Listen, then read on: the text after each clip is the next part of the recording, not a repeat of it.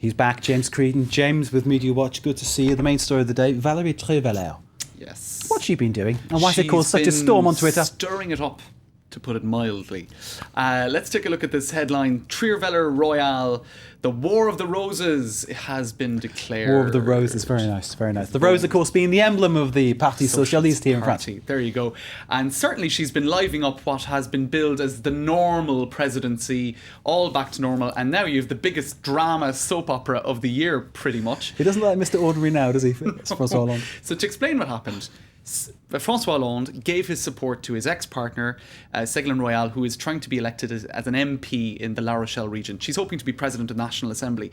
What happens a couple of days later, today in fact, Valérie Trierweiler, his current partner, supports Ségolène Royal's rival socialist candidate in the La Rochelle area, basically massively throwing the cat amongst the pigeons, upsetting everything in the Socialist Party, who have put their backing behind Ségolène Royal as opposed to this other socialist dissident who actually has more connection with the area. But that's another question. Okay, so he's the local sort of socialist loose cannon who is standing against Ségolène Royal. This is it. So it was a big shock, and most people presumed that her account had been hacked because you couldn't in your right mind do something like this, right? So they're calling the big thing now is nicknames. Okay. Is she Trollweiler? Is it Desperate Elysee Wives? That's one. What about Tritterweiler? That's another. And this is a show on France 2 which I learned about today. It's amazing the things you don't know about in France.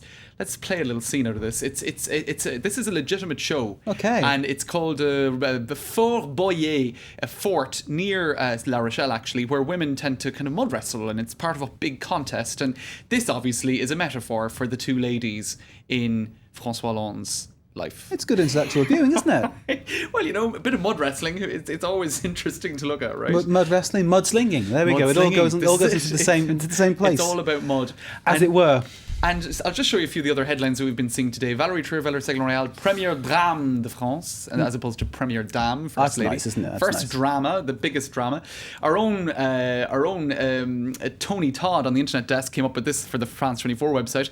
Gets tweet slapped. Tweet slapped. Now, has he got that patented? Tweet slap. He should, right? He should. That's his phrase. Yeah. It's his phrase, Tony Todd's phrase, and I think it definitely has potential, and it pretty much sums up what happened here, because it was one tweet, one small little message put out on the internet that set off a massive political storm and was very much a slap in the face for Ségolène Royal. Of course, and for François Hollande. I'm going to say, of course, you say tweet slap. It sounds like Hollande, and perhaps even Valérie Trierweiler herself could end up being tweet slapped by her own gaff. This is it. Because what it does, tweet slap her back in the face. It exposes the kind of infighting within the Socialist Party there's been for the past 5 years, This is it. which they thought they'd put a cap on for the election. That's but right. It seems simmering under the surface there are, even at the highest levels within the party. And what's interesting Problems. is Martine Aubry, head of the Socialist Party and an old rival of Ségolène Royal, she has now come out in support of Ségolène Royal. So you had two political rivals who are now kind of palling up against the First Lady. It's messy stuff, guys. Who said politics was boring? They were wrong. Hold on. Speaking of Bring back the mud wrestling. Speaking of female politicians, what about female politicians for other parties? They've also been getting involved. Nadine Morano, she famously Twitter gaffes, so she was delighted to see somebody else Twitter gaffing. You miss Sarkozy? Well, you're going to miss Carla now too, she said. She's obviously a Sarko fan. She was a minister in Sarkozy's government. Sure. So she's saying Carla, despite all the grief she got, was a bit more restrained. You're missing Carla, because at least she had a bit of class and was a singer. This is it. And of course, none other than Marine Le Pen. She got in on the game as well. She says, Mrs. Trierweiler, sorting out her problems with her partner's ex, who happens to be the president of the Republic, just pathetic. And ça promet. In other words, it's going to be good. There's going to be more. Stay tuned. This could be interesting. Right. Glory be. The old Street Fighter Le Pen having a crack at it as well. And I think there's just one last tweet on it. Who wouldn't want to be a mouse, or I suppose fly on the wall, you'd say in English, a souris, when Hollande and Trierweiler kind of have their supper this evening. Yes, indeed. A mouse, or indeed a fly on the wall. Right. Or both. Okay, you can imagine how this is going to play out over the next few weeks as well. I think the conversation went something like, why did you tweet that? What's next up? All right, just a quick look at two websites. We'll do this Russia, big story today, massive protests on the streets of Moscow. Look at it. Look at this website. This is TV Rain, or Dozhd as it's known in Russia. It's a kind of an opposition, or an anti-Putin TV channel. You can't get their website today.